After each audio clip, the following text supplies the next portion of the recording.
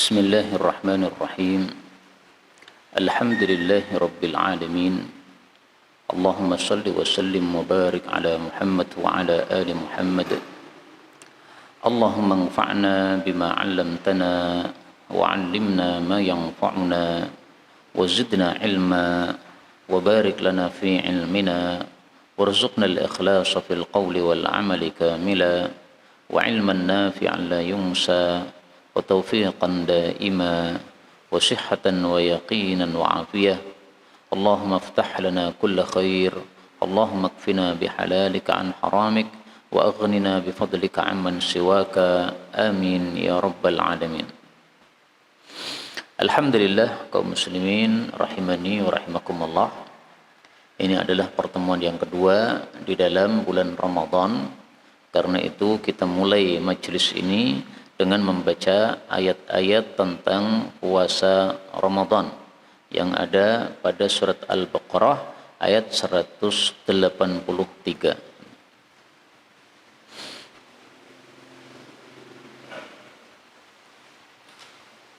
Surat yang kedua, surat Al-Baqarah ayat 183 sampai 187 insyaallah taala. Baik, kita baca ya. A'udzu billahis samii'il 'aliim minasy syaithaanir rajiim min hamzihi wa nafthihi wa nafthihi. يا أيها الذين آمنوا كتب عليكم الصيام كما كتب على الذين من قبلكم لعلكم تتقون أياما معدودات فمن كان منكم مريضا أو على سفر فعدة من أيام أخر وعلى الذين يطيقونه فدية طعام مسكين فمن تطوع خيرا فهو خير له وأن تصوموا خير لكم إن كنتم تعلمون شهر رمضان الذي أنزل فيه القرآن هدى للناس وبينات من الهدى والفرقان فمن شهد منكم الشهر فليصمه ومن كان مريضا أو على سفر فعدة من أيام أخر يريد الله بكم اليسر ولا يريد بكم العسر ولتكملوا العدة ولتكبروا الله على ما هداكم ولعلكم تشكرون وإذا سألك عبادي عني فإني قريب أجيب دعوة الداع إذا دعان فليستجيبوا لي وليؤمنوا بي لعلهم يرشدون أحل لكم ليلة الصيام الرفث إلى نسائكم هن لباس لكم وأنتم لباس لهن علم الله أنكم كنتم تختانون أنفسكم فتاب عليكم وعفى عنكم فالآن باشروهن وابتغوا ما كتب الله لكم وكلوا واشربوا حتى يتبين لكم الخيط الأبيض من الخيط الأسود من الفجر ثم أتموا الصيام إلى الليل ولا تباشروهن وأنتم عاكفون في المساجد تلك حدود الله فلا تقربوها كذلك يبين الله آياته للناس لعلهم يتقون. الحمد لله رب العالمين. اللهم ارحمنا بالقرآن آمين. Kaum muslimin rahimani wa rahimakumullah. Pada ayat-ayat yang kita baca ini ada 3 pelajaran penting yang akan kita bicarakan pada pertemuan kali ini. Poin yang pertama, perhatikan ayat 183. Ternyata ada kemiripan dengan ayat terakhir yang kita baca, yaitu ayat 187. Kemiripannya di mana? Pada bagian akhir. Pada ayat 187 Allah mengatakan, seperti itulah Allah jelaskan ayat-ayatnya kepada manusia supaya mereka bertakwa. Sementara ayat 183 Allah mengatakan diwajibkan puasa supaya kalian bertakwa. Maka awal ayat tentang puasa membicarakan takwa. Akhir ayat tentang puasa juga membicarakan takwa. Ini menunjukkan inti dari puasa adalah kita bertakwa kepada Allah Subhanahu wa taala. Jadi inti puasa itu bukan makan minum, meninggalkan makan minum, bukan. Inti puasa itu bukan meninggalkan hubungan suami istri. Karena makan minum itu hukum asalnya halal. Kapan haram? Ketika dilarang oleh Allah untuk makan minum, yaitu pas puasa saja. Habis itu balik halal lagi. Maka meninggalkan makan minum bukan inti. Inti dari puasa justru adalah la'allakum tattaqun, bertakwa kepada Allah Subhanahu wa taala. Karena itulah Rasulullah sallallahu alaihi wasallam bersabda, "Rubba shaimin," betapa banyak orang yang berpuasa, laisa lahu min siyamih, tidak mendapatkan bagian apa-apa dari puasanya, illal ju', kecuali hanya lapar saja tapi tidak dapat pahala. Kenapa? Karena dia puasa tapi masih melakukan kemaksiatan-kemaksiatan. Dia puasa tapi matanya masih melihat maksiat. Dia puasa tapi mulutnya masih menggunjing orang atau berbohong, berdusta atau menuduh orang. Dia puasa tetapi telinganya masih mendengarkan yang maksiat, tangannya melakukan maksiat, kakinya melakukan maksiat.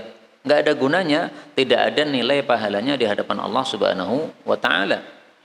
Sebagaimana disebutkan dalam hadis yang lain, Rasulullah sallallahu alaihi wasallam bersabda, "Man lam yada' qaula zur," siapa yang tidak meninggalkan ucapan yang batil,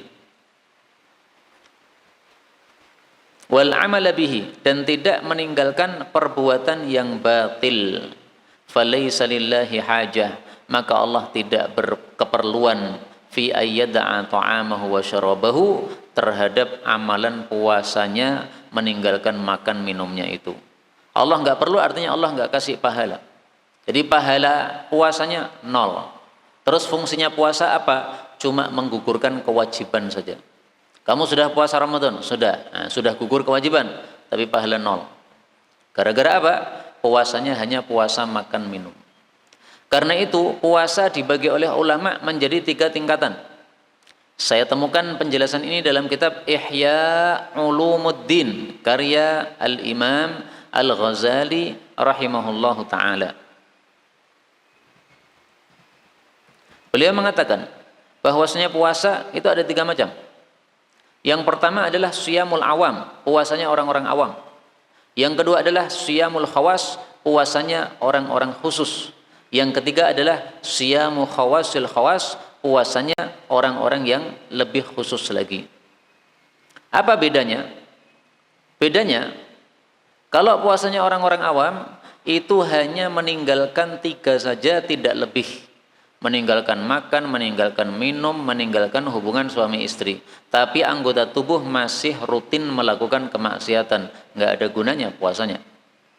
Tingkatan di atasnya lagi, puasanya orang-orang khusus, yaitu mereka yang selain meninggalkan makan, minum, dan jima, juga meninggalkan kemaksiatan-kemaksiatan anggota tubuhnya.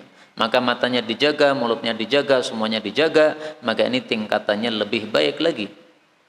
Nah, tingkatan puasa yang lebih bagus, yang paling atas adalah puasanya orang-orang yang lebih khusus. Mereka sekaligus puasa hatinya, sehingga hatinya kalau dibuka tidak ada isi apapun selain Allah Subhanahu wa taala. Maka hatinya hanya memikirkan terhadap Allah Subhanahu wa taala, hatinya sama sekali tidak memikirkan, tidak tersibukkan dengan selain Allah Subhanahu wa taala. Karena itu mari kita tingkatkan puasa kita dari puasa awam menjadi puasa yang lebih baik, puasanya orang-orang khusus. Kemudian pelajaran yang kedua dari ayat yang kita baca tadi, bahwasanya Allah Subhanahu wa taala menjelaskan tentang ibadah i'tikaf di akhir dari ayat-ayat tentang puasa. Disebutkannya i'tikaf pada ayat-ayat puasa ini menunjukkan pentingnya ibadah i'tikaf pada saat kita melakukan puasa tersebut. Karena itulah sebagian ulama mengatakan sungguh aneh umat Islam, mereka memiliki Nabi Muhammad SAW yang selalu melakukan i'tikaf pada setiap Ramadan, tetapi mereka umat Islam tidak melakukan i'tikaf sebagaimana yang dilakukan oleh baginda Rasulullah sallallahu alaihi wasallam. Karena itu saya mengajak semua kita, mari kita pada bulan Ramadan ini berbeda daripada bulan Ramadan sebelumnya. Kalau Ramadan sebelumnya kita sama sekali tidak i'tikaf, maka marilah kita i'tikaf. Kalau Ramadan sebelumnya kita i'tikaf hanya sedikit, mari Ramadan ini kita i'tikaf lebih banyak lagi. Kalau Ramadan kemarin kita sudah i'tikaf tetapi kurang sempurna, maka mari tahun ini lebih disempurnakan. Kalau mau seperti Nabi, bagus, yaitu i'tikafnya total 10 hari. Tidak keluar selama 10 hari ini dari masjid.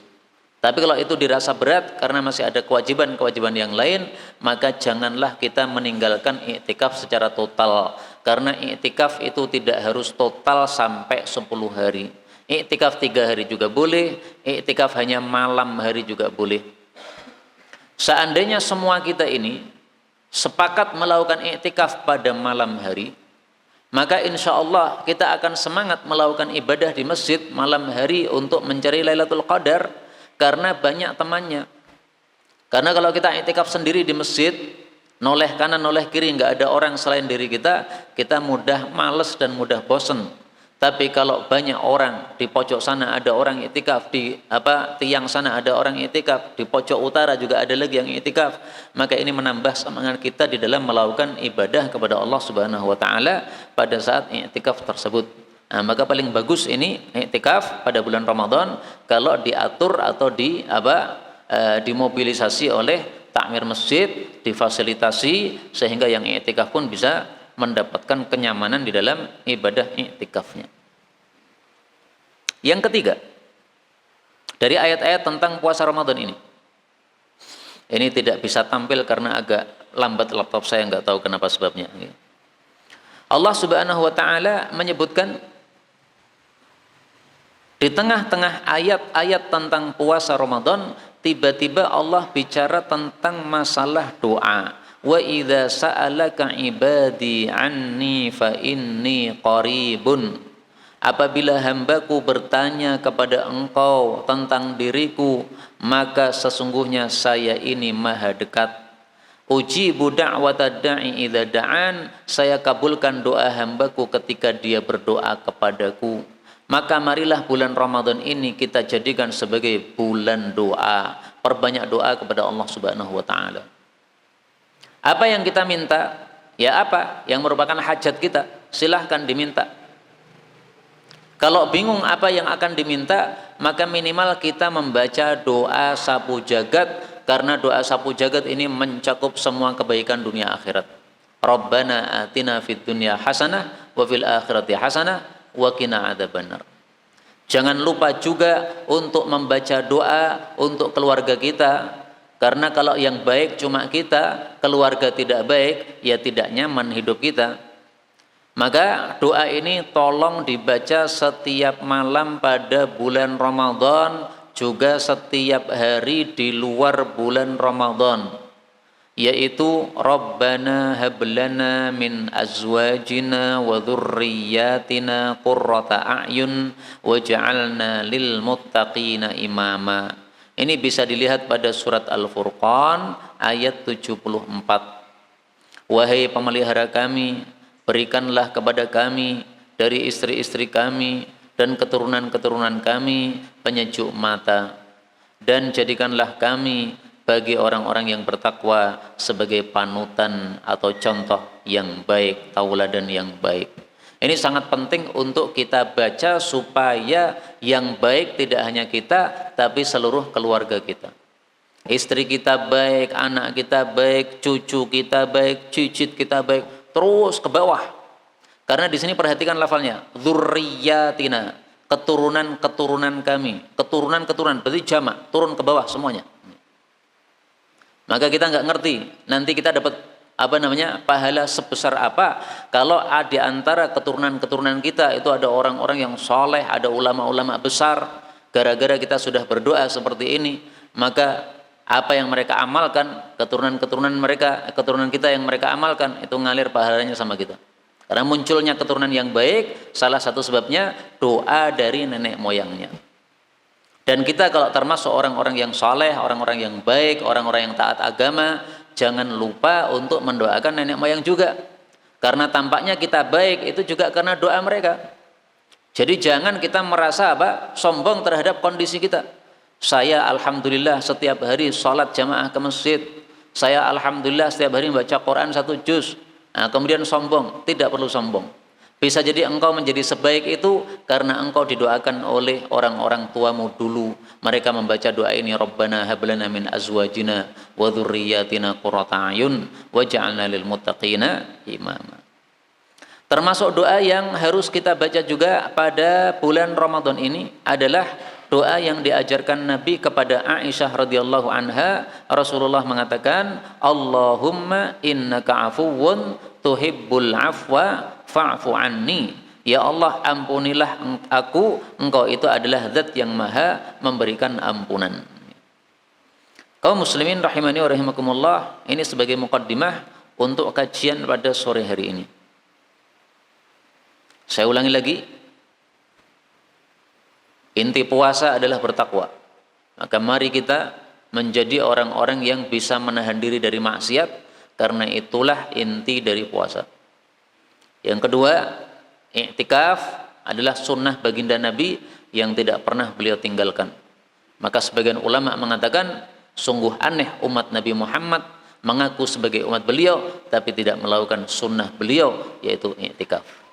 Yang ketiga, mari kita jadikan Ramadan sebagai bulan untuk memperbanyak doa kepada Allah Subhanahu wa taala. Adapun tema yang ingin saya sampaikan pada sore hari ini tidak melanjutkan tafsir surat Yusuf, tetapi adalah a'malu Ramadan al-khamsah.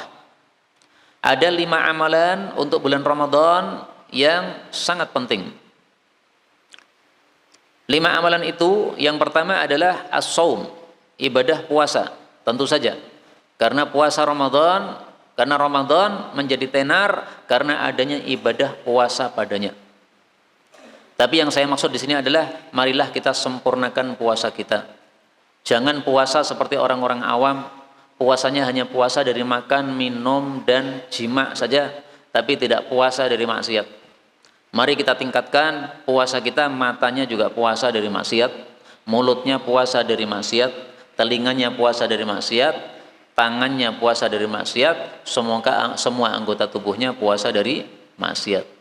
Dan kita jaga terus sampai di luar dari bulan Ramadan kita masih puasa dari maksiat terus menerus. Amalan yang kedua adalah al-qiyam, salat tahajud. Karena Rasulullah sallallahu alaihi wasallam bersabda, "Man qama Ramadhana imanan wa ihtisaban, ghufira lahu ma taqaddama min dhanbihi." Man qama, barang siapa yang tahajud Ramadhana pada bulan Ramadan, imanan wa ihtisaban, karena iman kepada Allah Subhanahu wa taala dan karena mengharap pahala dari Allah Subhanahu wa taala, maka pasti akan diampunkan semua dosa-dosanya yang sudah lewat. Dalam hadis ini disebutkan dosa-dosa yang sudah lewat saja yang diampuni oleh Allah Subhanahu wa taala. Tapi dosa-dosa yang akan datang tidak ada jaminan untuk diampunkan oleh Allah Subhanahu wa taala. Memang ada hadis yang mengatakan wa ma ta'akhkhar, dosa yang akan datang pun juga akan diampunkan oleh Allah Subhanahu wa taala. Tapi hadis dengan lafal seperti itu tidak sahih dari baginda Rasulullah sallallahu alaihi wasallam. Dan para ulama mengatakan dosa yang akan datang diampuni itu hanya khusus untuk baginda Rasulullah sallallahu alaihi wasallam. Ini hadisnya saya tampilkan. Rasulullah bersabda, "Man qama ramadhana", barang siapa yang tahajud atau qiyamul lail pada bulan Ramadan, imanan wahtisaban, karena iman dan karena mengharap pahala Allah Subhanahu wa taala, ghufira lahu ma taqaddama min dhanbih, maka semua dosa-dosanya akan diampuni oleh Allah Subhanahu wa taala. Tapi syaratnya adalah iman dan mengharap pahala. Sehingga yang sholat tahajud gara-gara malu atau pekewuh kepada tetangganya tidak akan mendapatkan fadilah ini. Maka jangan sekali-kali kita sholat tarawih gara-gara pekewuh kepada tetangga. Tapi hendaklah kita sholat tarawih dengan keyakinan dalam hati, ini pahalanya besar. Sholat tarawih di bulan Ramadan boleh dilakukan dengan dua cara. Cara yang pertama tarawih, yaitu sholat berjamaah setelah isya di masjid. Itu yang disebut tarawih. Cara yang kedua, kita bisa melakukan sholat setelah isya tarawih, tapi di rumah sendiri-sendiri setelah tidur. Jadi tidur dulu, setelah bangun baru kemudian sholat tahajud. Itu disebut tahajud, karena tahajud itu artinya meninggalkan tidur, tarkul hujud. Tidur dulu, habis tidur bangun, kemudian sholat. Mana yang lebih utama? Diperselisihkan oleh para ulama. Ada yang lebih suka tarawih di masjid, ada yang lebih suka tahajud di rumah. Tapi semuanya baik, silahkan, panjenengan suka yang manapun, pilih. Kalau Imam Syafi'i mengatakan, bagi yang punya hafalan Quran, lebih baik tarawihnya di rumah sendiri-sendiri. Kenapa? Sambil ngulangi hafalan Quran, maka tahajudnya lebih lama. Misalnya dia pengen membaca 2 juz, nah, berarti dia butuh waktu minimal 2 jam untuk mengulangi hafalan Qur'annya pada saat tahajud. Adapun tarawih di masjid tidak sampai 2 jam, paling cuma setengah jam sudah selesai rata-rata. Tapi yang tidak punya hafalan Quran, maka ya lebih baik dia ikut tarawih di masjid, sehingga sholat tahajudnya lebih lama daripada kalau dia sholatnya sendiri di rumah. Sebisa mungkin kita sholat tarawih atau tahajud membaca 100 ayat. Karena Rasulullah bersabda, man qara'a bimi'ati ayah, siapa yang tahajud membaca 100 ayat dalam satu malam, maka dicatat baginya pahala sholat semalam suntuk. Jadi sangat mudah sekali di dalam Islam ini cari pahala yang besar. Sholat semalam suntuk kita nggak akan bisa, karena berarti kita sholatnya 10 jam. Dari jam 6 maghrib sampai subuh, nggak mungkin bisa kita, pasti ngantuk. Tapi oleh Allah sudah disiapkan amalan-amalan yang ringan yang pahalanya seperti sholat semalam suntuk. Nah, salah satunya ini sholat tahajud membaca 100 ayat. 100 ayat tidak banyak. Kalau kita baca surat Al-Waqi'ah itu sudah dapat 94 ayat atau 96 ayat. Tinggal surat Qulhu, surat Al-Ikhlas, tambah 4 ayat, selesai 100 ayat. Jadi sangat mudah sekali kita mengamalkan hadis ini, tidak berat sama sekali. Salat tarawih bersama imam juga ada fadilahnya. Rasulullah bersabda, idza shalla ma'al imam, seseorang kalau salat tarawih bersama imam, hatta yang sharif, sampai dia pulang, kutiba lahu qiyamul lailah, maka pahala dicatat baginya salat semalam suntuk. Sehingga dengan sebab hadis inilah sebagian ulama lebih suka tarawih di masjid. Tapi yang lebih suka tahajud di rumah juga ada dalilnya. Bahwasanya salat sunnah yang dilakukan di rumah yang tidak dilihat orang itu pahalanya didobelkan 25 kali lipat daripada salat yang di depan orang banyak. Nah, maka kalau salat tarawih bersama imam pahalanya seperti semalam suntuk, berarti kalau di rumah itu semalam suntuk kali 25 kali. Lebih banyak lagi, wallahu a'lam bishawab. Tapi yang jelas tadi ya, silahkan yang mau tarawih di masjid silahkan yang mau tahajud di rumah silahkan. Kalau saya pribadi, saya ngikuti pendapat Imam Syafi'i, karena saya mempunyai hafalan Quran, maka saya tahajudnya di rumah saya, tidak ikut sholat tarawih di masjid saya. Kecuali kalau pas jadwal ngimami tarawih, maka saya datang untuk ngimami. Nggak ada jadwal, saya nggak datang. Sholat tahajudnya di rumah. Untuk apa? Ngulangi apalan yang sudah mulai pudar-pudar karena sudah lama hafalannya. Kemudian amalan yang ketiga, mari di bulan Ramadan ini kasratut tilawah, kita memperbanyak membaca Al-Quran. Kenapa? Karena bulan Ramadan ini bulan yang dikhususkan oleh Allah, diistimewakan oleh Allah, Al-Quran diturunkan padanya. Makanya para ulama mengatakan syahrul Quran, Ramadan bulan Quran. Nah, kalau Ramadan bulan Quran tapi bacaan Quran kita sama dengan sebelumnya, berarti apa gunanya dong bulan Quran tersebut? Nggak ada gunanya. Imam Malik pada bulan Ramadan tidak mau ngajar seperti sekarang ini, pengajian nggak mau. Beliau maunya tilawah Quran total, tidak digunakan untuk selain tilawah Quran, supaya betul-betul fokus di dalam tilawah Al-Quran. Nah, tapi alhamdulillah nggak ada masalah. Kita ya punya tilawah, kita juga ikut kajian, maka insya Allah ini adalah menggabungkan antara dua kebaikan, tidak ada masalah insya Allah ta'ala. Ini laptopnya mati, ya kita tunggu sejenak. Karena itu kaum muslimin, mari kita lihat bagaimana para salaf mengkatamkan Quran di bulan Ramadan. Imam Syafi'i katam Quran 60 kali selama Ramadan. Berarti setiap satu siang itu katam 1 kali, setiap satu malam katam 1 kali. Dan ini susah kita lakukan. Mungkin mustahil kita lakukan, karena sangat susahnya. Karena itu minimal kita melakukan apa yang dilakukan oleh para sahabat di luar Ramadan. Para sahabat di luar Ramadan sudah biasa khatam Al-Quran dalam 1 pekan. Mereka punya kaidah fami bisyauqin. Membaca Quran dibagi hari pertama 3 surat. Hari kedua 5 surat. Hari ketiga 7 surat. Hari keempat 9 surat. Hari kelima 11 surat. Hari ke-6 13 surat. Kemudian hari terakhir, hari ke-7 itu adalah membaca surat-surat pendek, dari surat Qaf sampai dengan surat An-Nas. Itu cara para sahabat mengkhatamkan Al-Quran. Istilah saya tadi apa? Fami bisyauqin.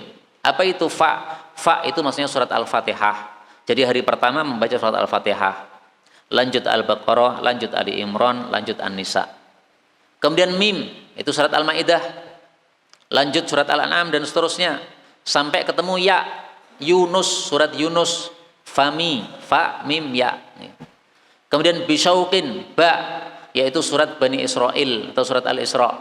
Lanjut terus surat Al-Kahfi, Maryam, Toha, terus sampai ketemu shin, shin itu surat Asy-Syu'ara. Kemudian membaca surat Asy-Syu'ara, lanjutkan terus sampai ketemu wawu. Wawu itu adalah surat Was-Saffat. Surat Was-Saffat dibaca terus, lanjut sampai ketemu dengan surat Qaf. Maka fa mi bi syauqin. Fa Fatihah ini hari pertama, mi mim ini Maidah hari kedua, ya ini Yunus hari ketiga, ba ini Bani Israel atau surat Isra hari keempat, kemudian shin ini surat Syu'ara hari yang kelima, wawu ini surat Was-Saffat hari keenam, kemudian Qaf ini surat hari yang ketujuh. Qaf sampai dengan surat An-Nas. Nah, para sahabat itu sudah biasa setiap harinya membaca Quran seperti itu di luar Ramadan. Pertanyaannya, bisakah pada bulan Ramadan ini kita meniru adat para sahabat tersebut? Setiap 1 pekan khatam, 1 pekan khatam. Sehingga selama Ramadan minimal kita sudah khatam sebanyak 4 atau 5 kali, ya, sekitar 5 kali. Karena 1 bulan isinya 4 pekan lebih. Kalau kita bisa lebih semangat lagi, maka kita lakukan sabda Nabi yang lain. Rasulullah bersabda, "Iqra'il Qur'ana fi kulli thalathin in istata'ta." Katamkanlah bacaan Al-Quran dalam setiap 3 hari kalau Anda mampu. Berarti satu harinya kita membaca 10 juz. Dan untuk yang bacaannya sudah lancar, membaca 10 juz setiap hari tidak mustahil. Mari kita hitung ya, satu hari itu kan berapa? 24 jam. Satu juz bagi yang lancar 30 menit. Berarti kalau dia membaca 10 juz hanya butuh waktu 5 jam saja.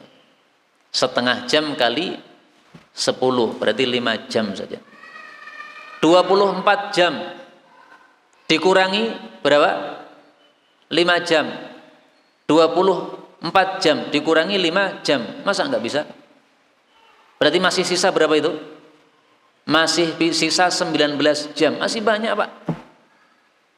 Maka semestinya yang lancar-lancar itu bisa mengkatamkan Quran setiap 3 hari. Dan itu bisa kita teorikan.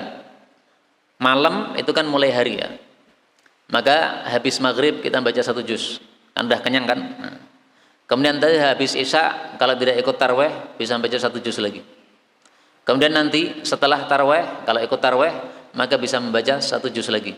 Atau sebelum tidur baca 1 juz. Kemudian nanti jam 2 bangun atau jam 3 bangun baca 1 juz, kemudian 1 juz lagi. Sudah dapat 5 juz. Habis subuh kita baca 1 juz. Habis duha, sholat duha baca 1 juz. Habis duhur 1 juz. Habis asar 1 juz. Kemudian tambah 1 juz lagi menjelang buka puasa. Pas sudah 10 juz. Sangat bisa dengan izin Allah Subhanahu wa taala. Mari kita tingkatkan kemampuan kita masing-masing dalam memperbanyak membaca Al-Quran pada bulan Ramadan ini. Semoga Allah Subhanahu wa taala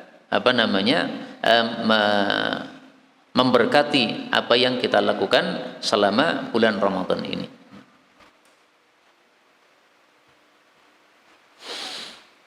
Baik, kita lanjutkan. Amalan berikutnya. Kathratu as-sadaqah, memperbanyak sedekah pada bulan Ramadan. Kenapa? Karena ada riwayat mengatakan afdhalus sadaqah fi Ramadan. Sedekah yang paling utama yaitu yang paling besar pahalanya adalah sedekah pada bulan Ramadan. Ini hadis memang sanadnya dhaif, tapi maknanya sahih. Kok bisa maknanya sahih? Karena bulan Ramadan amalan kita dilipat gandakan pahalanya oleh Allah. Sehingga kalau kita sedekah di bulan Ramadan pahalanya berlipat-lipat ganda. Maka sebisa mungkin ya Ramadan ini sedekah kita lipat gandakan juga. Kalau biasanya sedekah misalnya 5.000 sehari, nah dibuat 10.000. Biasanya sedekah 50.000 sehari, dibuat 100.000. Karena mumpung pahala di dalam bulan Ramadan dilipat gandakan. Nanti kalau sudah selesai Ramadan, pahala yang lipat-lipat ganda itu sudah nggak ada. Itu sudah menjadi normal lagi. Satu amalan 10 pahala, udah. Tapi selama bulan Ramadan dilipat-lipat gandakan oleh Allah Subhanahu wa taala. Bukan 1 menjadi 10 tidak, tapi berlipat-lipat ganda karena ini adalah bulan yang mulia. Salah satu dalil bahwasanya sedekah di bulan Ramadan pahalanya lebih besar, atau amalan di bulan Ramadan pahalanya lebih besar, salah satu dalil yang sahih adalah sabda Nabi sallallahu alaihi wasallam, atakum Ramadan syahrun mubarakun, telah datang kepada kalian Ramadan, bulan yang diberkahi oleh Allah. Berkah itu artinya kebaikan yang banyak. Maka tidak mungkin di bulan Ramadan pahalanya sama dengan bulan yang lain, itu namanya enggak berkah. Di sini Nabi mengatakan bulan yang berkah.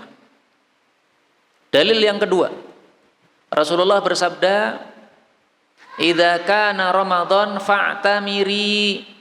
Kalau datang bulan Ramadan, silahkan kamu melakukan umrah, wahai fulanah, wahai ibu. Fa inna umratan fihi ta'dilu hajjatan. Karena umrah pada bulan Ramadan sebanding dengan haji. Hadis riwayat Nasai. Dalam hadis yang lain, sebanding dengan haji bersama saya, kata Nabi SAW. Kapan lagi kita bisa haji sama Nabi, Pak? Nabi sudah wafat, nggak mungkin kita bisa haji sama Nabi. Tapi ternyata ada yang amalan yang senilai haji bersama Rasulullah sallallahu alaihi wasallam. Kok bisa umroh di bulan Ramadan nilainya haji sama Nabi? Itu karena dilipat gandakan pahalanya. Umroh itu sunnah menurut sebagian ulama. Haji itu wajib sepakat para ulama. Umroh yang sunnah kalau dilakukan di bulan Ramadan nilainya sama dengan ibadah haji yang wajib. Makanya sebagian ulama mengatakan amalan sunnah di bulan Ramadan pahalanya seperti pahala amalan wajib berdasarkan hadis ini. Kaum muslimin rahimani wa rahimakumullah. Karena itu tolong yang punya duit direncanakan untuk bisa melakukan haji bersama Nabi pada bulan Ramadan, yaitu umrah Ramadan. Kalau Ramadan ini belum sempat, coba direncanakan. Yang punya duit ya, panjenengan itu punya duit. Berarti kalau duitnya dikelola, itu sebenarnya bisa untuk umrah Ramadan. Orang punya duit. Kenapa nggak bisa umrah Ramadan? Karena nggak dikelola, habis untuk sana, untuk sini. Padahal itu bukan keperluan yang mendesak. Maka kalau ditabung, karena punya uang, bisa disiapkan untuk Ramadan depan, silahkan ditabung. Ini kesempatan emas. Tidak ada amalan yang senilai ini kecuali satu ini. Saya tidak temukan amalan apapun yang nilainya haji bersama Nabi Muhammad sallallahu alaihi wasallam selain umrah pada bulan Ramadan. Kalau amalan yang nilainya sholat seperti sholat semalam suntuk, itu ada banyak. Saya temukan ada 3. Amalan yang senilai jihad fisabilillah banyak. Saya temukan beberapa hadis. Tapi amalan yang senilai berhaji bersama baginda Rasulullah SAW cuma satu ini. Dan alhamdulillah umrah Ramadan pada tahun ini lebih murah daripada umrah Ramadan pada tahun kemarin.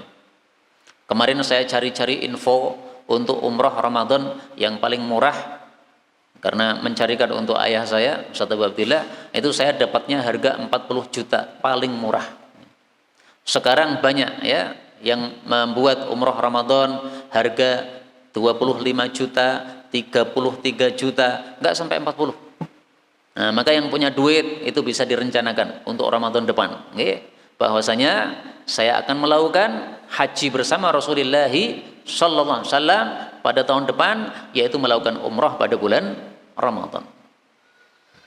Yang tidak bisa umrah, maka dia masih bisa melakukan sedekah di bulan Ramadan model yang lain. Rasulullah bersabda, "Man fattara sha'iman," barang siapa yang memberi buka puasa kepada orang puasa, au jahaza ghazian, atau mempersiapkan bagi orang yang berperang, falahu mithlu ajrih, dia mendapatkan pahala semisal pahalanya orang puasa tadi. Nah, ini semua kita bisa melakukan.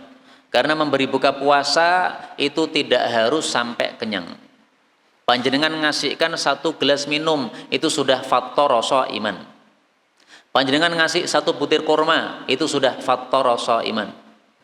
Tapi kalau ngasih yang lengkap, minumnya dikasih, kurmanya dikasih, buahnya pencuci mulut dikasih, nasinya 1 bungkus mengenyangkan dikasih, tentu saja pahalanya lebih besar.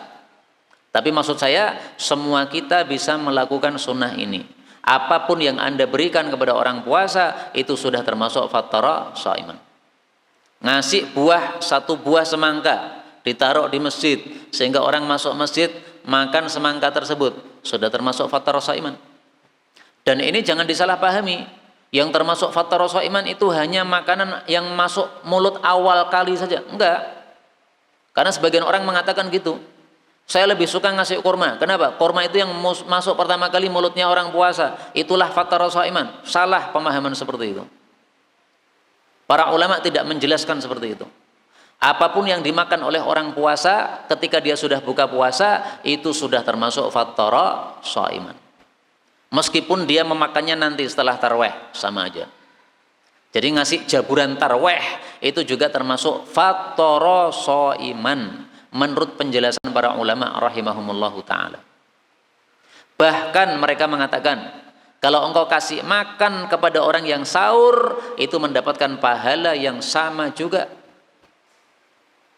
Nah, ini tampaknya kenapa tidak banyak yang ngasih sahur gratis, karena mungkin dianggap ini fadilah hanya kalau ngasih buka puasa. Maka di mana-mana buka puasa gratis banyak, sahur gratis sepertinya nggak ada. Padahal sebenarnya pahalanya apa? Sama. Dan kalau dipikir-pikir, menurut akal, memberi buka puasa dengan memberi sahur itu lebih utama yang ngasih sahur kalau dipikir. Kenapa? Kita ngasih sahur membantu orang melakukan ibadah puasa. Kalau ngasih buka puasa itu hanya membantu dia menutup puasanya. Ibadahnya udah selesai. Ditutup dengan apa? Makan. Tapi kalau kita ngasih sahur berarti membantu dia untuk melakukan ibadah puasa. Ibadah puasa adalah ibadah yang pahalanya sangat besar. Maka membantu orang melakukan ibadah pasti pahalanya juga besar. Nah, maka tolong ini dicatat ya. Fattara shaiman, ngasih buka puasa ini menurut penjelasan para ulama mencakup makan yang pertama dimakan, juga makan yang dimakan nanti ketika malam, ketika setelah tarawih, demikian juga bahkan makan yang dia makan pada saat dia sahur, pahalanya sama. Mendapatkan pahala orang puasa tersebut tanpa mengurangi pahala dia. Amalan yang kelima, kathratus sholatin nafilah. Mari kita memperbanyak sholat sunnah pada bulan Ramadan ini. Saya punya usul. Setiap sholat sunnah yang biasa kita lakukan pada bulan Ramadan ini, mari kita double menjadi 2 kali lipat. Yang biasanya sholat duha 2 rakaat, maka selama Ramadan tolong didobel 4 rakaat. Yang sudah biasa 4 rakaat, didobel menjadi 8 rakaat. Kalau terlalu berat ya sudah 6 rakaat.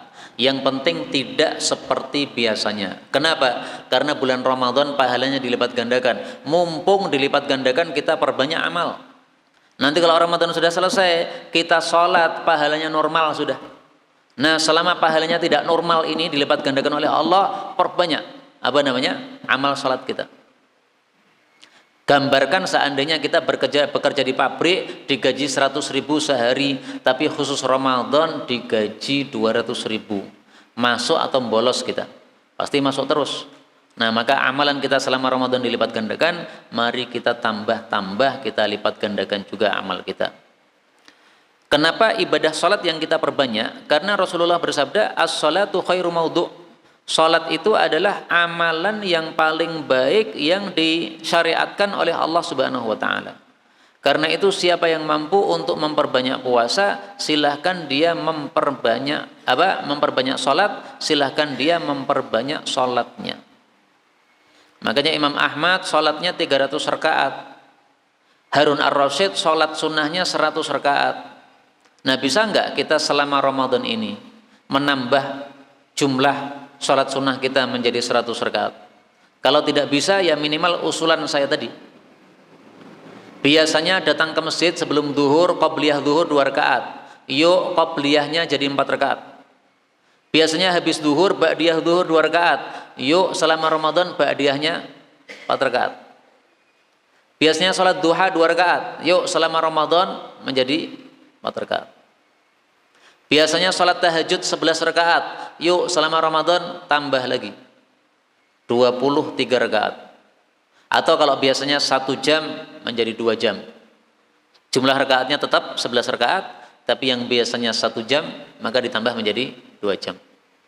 Biasanya di luar Ramadan kita bangun jam 3 misalnya, tahajud sampai jam 4. Yuk selama Ramadan tambah lagi. Tahajudnya mulai dari jam 2 sampai jam 4, 2 jam. Kalau terlalu berat, nah kita bagi 2. Habis Isya kita tahajud 1 jam, habis menjelang subuh kita tahajud lagi 1 jam. Kalau tidak ikut tarawih, okay? Kalau ikut tarawih ya berarti setelah tarawih maka kita tahajud lagi 1 jam, kemudian nanti jam 2 jam 3 bangun lagi tahajud 1 jam. Maka tahajudnya double, biasanya 1 jam menjadi 2 jam. Rasulullah bersabda, khairu a'malikum as-shalah. Amal paling baik kalian adalah melakukan sholat. Maka inilah yang saya hasungkan untuk ditambah pada bulan Ramadan ini, supaya kita mendapatkan pahala yang berlipat-lipat ganda dari Allah Subhanahu wa Ta'ala. Saya ulangi secara ringkas 5 amalan yang sangat penting pada bulan Ramadan. Yang pertama, puasa Ramadan tentu saja, dan marilah kita sempurnakan menjadi puasa dari maksiat. Kemudian qiyam Ramadan, baik tarwehnya atau tahajudnya. Kemudian kasratut tilawah, banyak membaca Quran. kalau bisa khatam setiap pekan atau setiap 3 hari. Yang keempat, kasratus sedekah, kita double sedekah kita pada bulan Ramadan. Yang kelima, kasratus sholatin nafilah, memperbanyak sholat sunnah. Ibadah-ibadah yang lain silahkan, tapi 5 ini menurut saya adalah paling inti untuk kita perbanyak pada bulan Ramadan. Wallahu ta'ala a'lam bissawab. Inilah yang dapat disampaikan, betul dari Allah. Kalaupun ada salahnya, fa astaghfirullahal azim li wa lakum walhamdulillahi rabbil alamin. Kalau ada pembahasan sebelum kita tutup, dipersilahkan.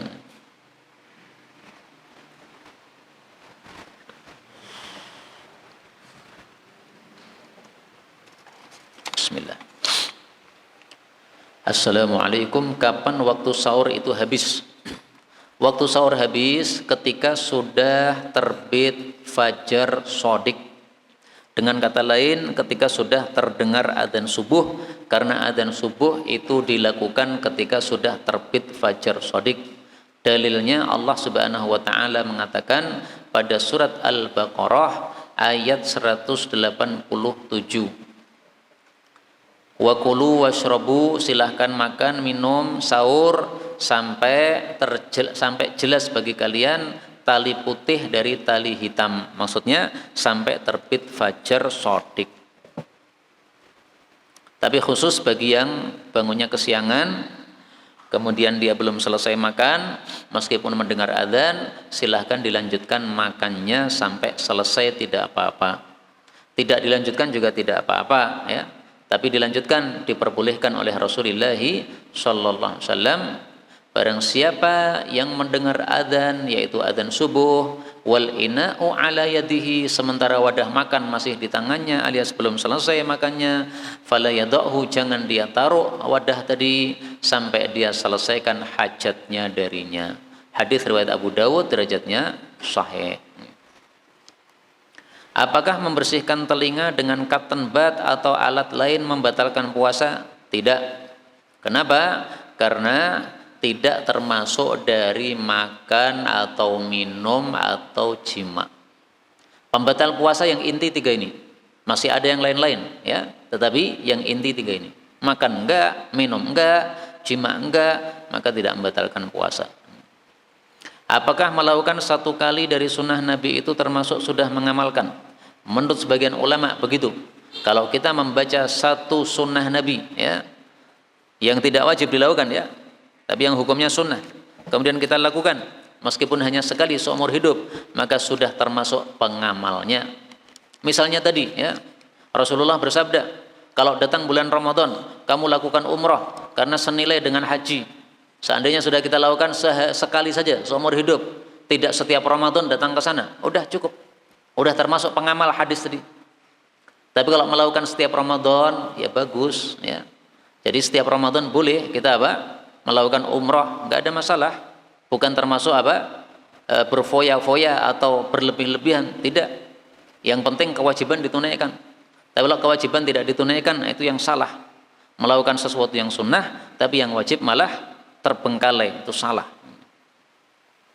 Mohon penjelasannya tentang salat tarawih 2 rakaat salam dan 4 rakaat salam. Mana yang lebih utama dan afdal untuk dikerjakan? Dua-duanya ada dalilnya. Yang 2 rakaat salam sesuai sabda Nabi, salatul laili mathna mathna, salat malam itu 2 rakaat salam, 2 rakaat salam. Yang 4 rakaat salam sesuai dengan perbuatan Nabi sallallahu alaihi wasallam yang diriwayatkan oleh Aisyah, hadis riwayat Bukhari nomor 1147. Rasulullah yusalli arba'an, salat 4 rakaat, jangan tanya bagaimana indahnya dan lamanya. Lalu 4 rakaat, jangan tanya bagaimana indahnya dan lamanya. Lalu salat 3 rakaat. Nah, kata-kata 4 rakaat ini dipahami oleh sebagian ulama berarti langsung 4. Meskipun ada yang memahami itu maksudnya 2 salam, kemudian 2 lagi salam, kemudian istirahat. Seolah-olah 4. Tapi lebih bagus dipahami sesuai lafalnya. 4 ya 4. Enggak usah dipotong-potong 2 plus 2 gitu. Ya, ngelafalnya 4 ya 4. Nah, pertanyaannya ini mana lebih utama? Jadi kan dua-duanya sunnah Nabi kan? Yang 2 salam 2 salam sesuai sabda Nabi. Yang 4 rakaat baru salam sesuai perbuatan Nabi. Sabda Nabi dengan perbuatan Nabi kalau berbeda, mana yang lebih utama untuk dilakukan? Ini tolong dihafalkan kaidahnya supaya panjenengan semua juga paham kaidah-kaidah para ulama. Mereka mengatakan al-qaulu, sabda Nabi, muqaddamun, didahulukan, alal fi'li, daripada perbuatan Nabi sallallahu alaihi wasallam. Al-qaulu, sabda Nabi, muqaddamun, didahulukan, alal fi'li, atas perbuatan Nabi sallallahu alaihi wasallam. Jadi lebih utama salatnya 2 rakaat salam, 2 rakaat salam.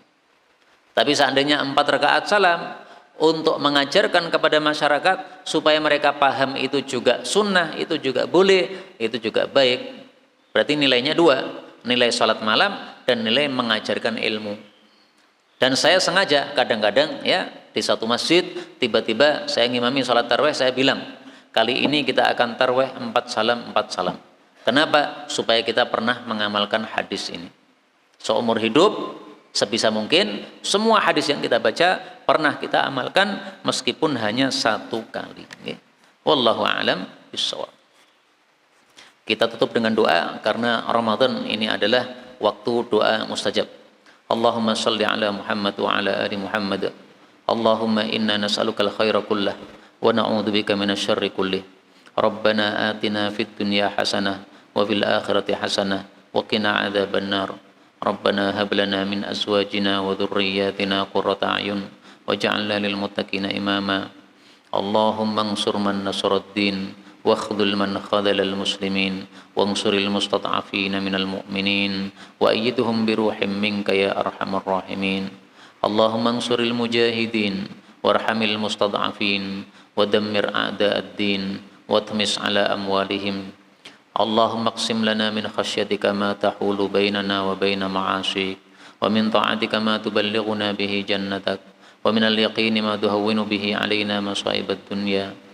اللهم متعنا بأسماعنا وأبصارنا وقواتنا ما أحييتنا واجعله الوارث منا واجعل ثأرنا على من ظلمنا وانصرنا على من عادانا ولا تجعل مصيبتنا في ديننا ولا تجعل الدنيا أكبر همنا ولا مبلغ علمنا ولا تسلط علينا من لا يرحمنا. وصلى الله وسلم وبارك على النبي محمد والحمد لله رب العالمين.